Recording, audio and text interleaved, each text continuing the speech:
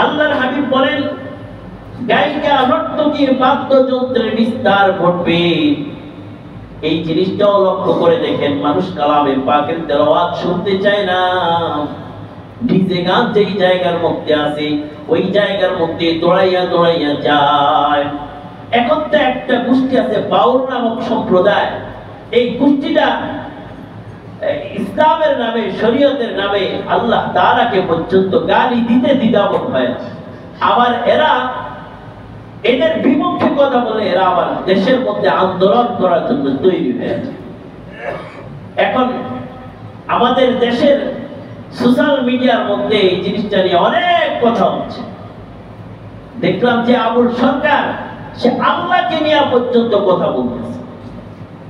আল্লাহ তাআলা কালামে পাকে সূরা নাসের বিকৃতি করতেছে, কালামে পাকের আয়াতগুলোর বিকৃতি ঘটাইতেছে, ঘটাইয়া মানুষকে বিভিন্ন প্রকার কথা বলতেছে।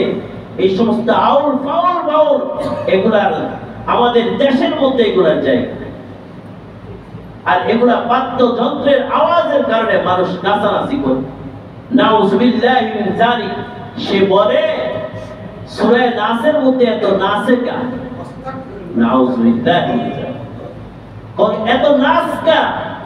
এই সূরা নাচ দ্বারা দলিল দিতেছে এটার মধ্যে নাচ আছে। নাউযুবিল্লাহি মিন যালিক।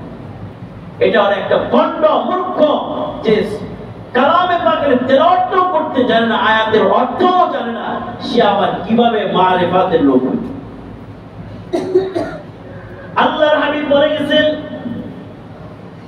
গায়িকা নর্তকী গায়ক এদের বাদ্যযন্ত্রের বিস্তার ঘটবে।